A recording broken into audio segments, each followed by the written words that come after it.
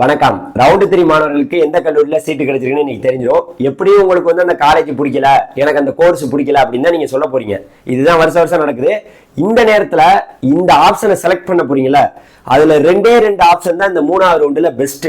இதை தவிர நீங்க மூணாவதா வேற ஏதாவது ஒரு ஆப்ஷன் கொடுத்தீங்கன்னா நீங்க ஒஸ்ட்.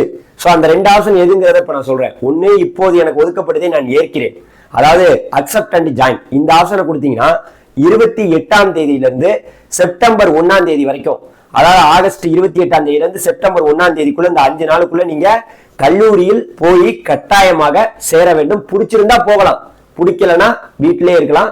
அதனால இந்த ஆப்ஷனை கொடுக்குறவங்க இந்த 5 நாட்களுக்குள்ள கல்லூரிக்கு போகணும்னு தெரிஞ்சுங்க. அதே போல இப்போது எனக்கு ஒதுக்கப்பட்டதை நான் ஏற்கிறேன், ஆனால் என்னுடைய முந்தைய விருப்பங்களுக்கு முன்னேற வாய்ப்பு இருந்தால் அதையும் ஏற்று உறுதி செய்கிறேன். அக்செப்ட் அண்ட் அப்வோர்ட் இந்த ஆப்ஷனை கொடுக்குறவங்களுமே பெஸ்ட் தான். சோ இந்த ஆப்ஷனை கொடுக்கக்கூடிய மாணவர்களுக்கு 5 நாட்கள், அதாவது 28ஆம் தேதியிலிருந்து ஆகஸ்ட் 28ஆம் தேதியிலிருந்து செப்டம்பர் 1ஆம் தேதிக்குள்ள நீங்க கட்டாயமாக டிஎஃப்சி சென்டர்ல போய் சேரணும். சோ எதுக்காக நீங்க போய் சேரணும்? இந்த ரெண்டு ஆப்ஷன் தான் பெஸ்ட். மற்ற ஆப்ஷன் நீங்க எது கொடுத்தாலும் நீங்க ஒஸ்ட். ஒருவேளை சில பேருக்கு நாட் அலாட் காலேஜே கிடைக்காம போயிருக்கலாம். அந்த மாணவர்கள் என்ன பண்ணணும்? அதே போல உங்களுக்கு பிடிக்காம கூட போயிருக்கலாம். இதெல்லாம் என்ன பண்ணணுங்கிறத இந்த வீடியோவில் நான் தெளிவுபடுத்துறேன். இது வரைக்கும் நம்ம சேனல் நீங்க சப்ஸ்கிரைப் பண்ணாம இருந்தீங்கன்னா சப்ஸ்கிரைப் பண்ணீங்க. நான் உங்கள் ட்ரெனிங் தமிழ் கோபி. ஹலோ டிடிஜிஎஸ்.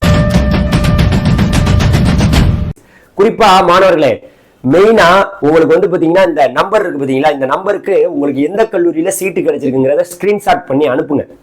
அது நல்ல கல்லூரியா, அந்த காலேஜ், அந்த கோர்ஸ் நல்ல கோர்ஸாங்கிறத நான் சொல்றேன். இந்த நம்பருக்கு நீங்க ஸ்கிரீன்ஷாட் பண்ணி அனுப்புனீங்கன்னா நான் பார்த்து உங்களுக்கு ரிப்ளை பண்ணுவேன். சரி, மெயினான மேட்ருக்கு வந்துருவோம். இப்போது எனக்கு ஒதுக்கப்பட்டதை நான் ஏற்கிறேன், I accept and join. Accept and ஜாயின்ங்கிற ஆப்ஷன் தான் இது.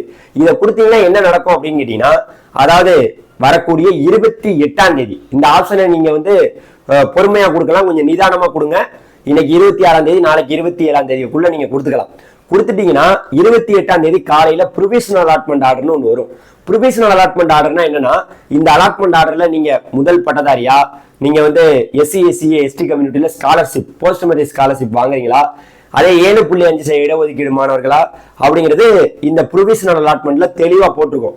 நீங்க 10th mark sheet, 12th mark sheet, என்னென்ன சர்டிபிகேட்லாம் கொண்டு வரணுமோ எல்லாத்தையும் எடுத்துக்கிட்டு இந்த ஆப்ஷன் கொடுத்த மாணவர்களுக்கு இதுல வந்து எல்லா விஷயங்களும் வந்துடும். ஸோ நீங்க என்னென்ன சர்டிபிகேட்லாம் எடுத்துக்கிட்டு காலேஜுக்கு போகணும், எவ்வளவு பணம் கொண்டுக்கிட்டு காலேஜுக்கு போகணும், எல்லாமே தெளிவுபடுத்திடுவாங்க. ஸோ இந்த ஆப்ஷனை கொடுத்த மாணவர்கள் வரக்கூடிய 28ஆம் தேதி அந்த ப்ரொவிஷனல் அலாட்மெண்ட்டை வாங்கிட்டு 28ஆம் தேதி புதன்கிழமை, 29ஆம் தேதி வியாழக்கிழமை, 30ஆம் தேதி வெள்ளிக்கிழமை, 31ஆம் தேதி சனிக்கிழமை, அதுக்கப்புறம் 1ஆம் தேதி ஞாயிற்றுக்கிழமை, இதுல பாத்துக்கங்க இந்த 5 நாள்ல 3 நாள் மட்டும்தான், அதாவது புதன் வியாழன் வெள்ளி வருது, மற்ற 2 நாள் வந்து சனி ஞாயிறு வருது. அதனால இந்த 5 நாளுக்குள்ள நீங்க கல்லூரியில் போய் கட்டாயமாக சேர வேண்டும். அப்போதுதான் உங்க சீட்டு உறுதின்னு அர்த்தம். ஒருவேளை பிடிச்சிருந்தா போகலாம், பிடிக்கலையா இருக்கலாம். அடுத்த ரவுண்டு ஒன்று இருக்கான்னு கேட்டீங்கன்னா, இனிமே ரவுண்ட் இன்ஜினியரிங் கவுன்சிலிங்ல கிடையாது, சப்ளிமெண்டரி கவுன்சிலிங், துணை கலந்தாய்வு தான் இருக்கு. இப்ப கிடைச்சிருக்கிறத விட அங்க வந்து இதை விட பெட்டராலாம் ஒன்று சீட்டு கிடைக்க வாய்ப்பு இல்லை.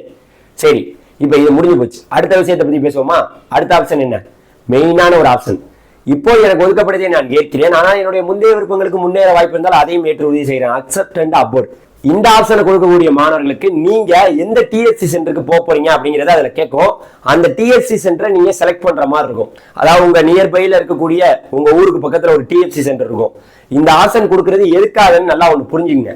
அதாவது இப்ப கொடுத்திருக்கக்கூடிய காலேஜ் எனக்கு வேணும், அதை விட பெட்டரா இப்போ 2வது ஆப்ஷன் 3வது ஆப்ஷன்ல இருந்து நீங்க பின்னாடி வச்சதுல ஃபர்ஸ்ட் ஆப்ஷன் கிடைச்சிருந்தா இந்த ஆப்ஷன் யாருக்குமே வராது. ஃபர்ஸ்ட் ஆப்ஷன் கிடைச்சிருந்தா இந்த ஆப்ஷன் வராது. ஒருவேளை 2வது ஆப்ஷன்ல இருந்து அதுக்கு கீழே எந்த ஆப்ஷன் கிடைச்சிருந்தாலும் நீங்க அப்வோர்ட் மூவ்மெண்ட்டுக்கு ட்ரை பண்ணலாம்.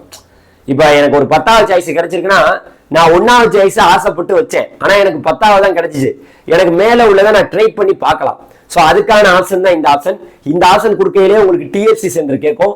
அந்த டிஎஃப்சி சென்டரை நீங்க தான் செலக்ட் பண்ணணும். நீங்களே செலக்ட் பண்ணிட்டு அதுக்கப்புறம் என்ன பண்ணணும், அதாவது 28ஆம் தேதி பொறுமையா செலக்ட் பண்ணுங்க. செலக்ட் பண்ணதுக்கு அப்புறம் 28ஆம் தேதி காலையில டென்டேட்டிவ் அலாட்மெண்ட் ஒன்று வரும்.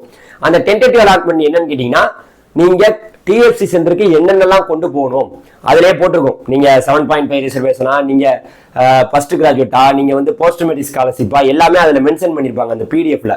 அந்த பிடிஎஃப் அந்த இதை எடுத்துக்கிட்டு அதுல உள்ள சர்டிபிகேட்லாம் எடுத்துக்கிட்டு, ஒரிஜினல் சர்டிபிகேட் எல்லாத்தையுமே எடுத்துக்கிட்டு என்ன பண்ணணும், நீங்க கட்டாயமாக 28ஆம் தேதி புதன்கிழமையில் ஆரம்பிச்சு 29, 30, 31, 1 இந்த 5 நாட்களுக்குள்ள நீங்க உறுதியாக டிஎஃப்சி சென்டர்ல போய் சேரணும்.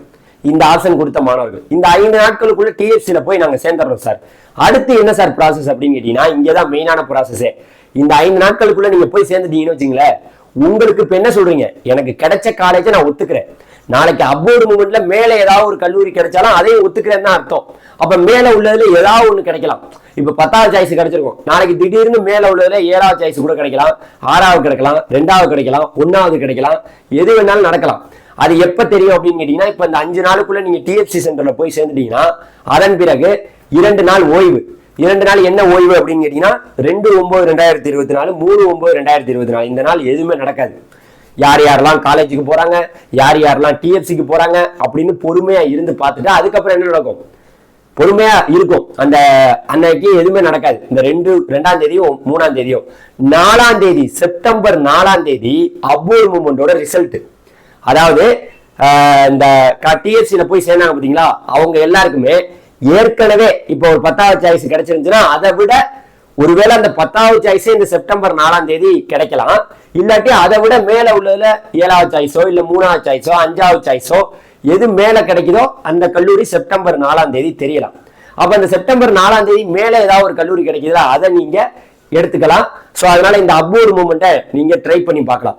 இந்த செப்டம்பர் 4ஆம் தேதி அந்த ப்ரொவிஷனல் அலாட்மெண்ட் வந்துடும். அதை எடுத்துக்கிட்டு அதுல என்னென்னலாம் போட்டிருக்கோ அதுலயே உங்களுக்கு எல்லாம் மென்ஷன் பண்ணிருப்பாங்க. அதை எடுத்துக்கிட்டு நீங்க காலேஜுக்கு போற மாதிரி இருக்கும் அப்படிங்கிறத தெளிவுபடுத்திக்கிறேன்.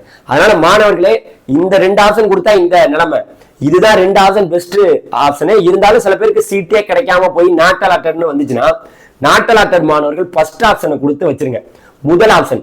இதுல நிறைய பேர் ஒரு கேள்வி கேட்பீங்க, சார் நான் 7.5 ரிசர்வேஷன், நான் என்ன பண்றது, எனக்கு 2 காலேஜ்லயும் சீட்டு கிடைச்சிருக்கு, 2 காலேஜ்லயும் கிடைச்சிருக்கு, என்ன பண்ணலாம்னு கேட்டீங்கன்னா, 2யுமே உறுதிப்படுத்தி கையில வாங்கி வச்சுக்கோங்க. ஒண்ணு புரிஞ்சுக்குங்க, நீங்க காலேஜ்ல போய் சேர்றீங்களோ சேரலையோ, நீங்க கையில சீட்டை வாங்கி வச்சுக்கோங்க. கையில சீட்டை வாங்கி வச்சுக்கிட்டு நீங்க போய் சேர்ந்தாலும் சேரலாம், சேராம வீட்லயே இருக்கலாம். இங்க யாரும் உங்களை கன்ஃபர்மேஷன் பண்ணிட்டா உண்மையா நீங்க காலேஜுக்கு போகணும், உண்மையா போய் சேரணும், உண்மையா போய் டிஎஃப்சிக்கு சேரணும் அப்படின்லாம் ஒண்ணு சட்டமெல்லாம் கிடையாது. கையில வாங்கி வச்சுக்கிட்டு போகலாம், போகாமலும் இருக்கலாம். அது உங்களுடைய விருப்பம், தனிப்பட்ட விருப்பம். அதனால மாணவர்கள் எந்த கல்லூரியில உங்களுக்கு சீட்டு கிடைச்சிச்சு, எந்த ஆப்ஷனை நீங்க கொடுத்துருக்கீங்கிறத இந்த நம்பருக்கு நீங்க அனுப்புனீங்கன்னா நம்ம உங்களுக்கு தெளிவுபடுத்தும். வேற எந்த ஒரு ஆப்ஷனும் கொடுக்காதீங்க. இதோட கவுன்சிலிங் முடியுது. நன்றி, தேங்க்யூ. அடுத்த வீடியோல பார்க்கலாமா? வேற ஏதாவது தகவல்கள் தேவைப்பட்டா அந்த கமெண்ட்ல கேளுங்க. பாய், டிடிஜிஸ்.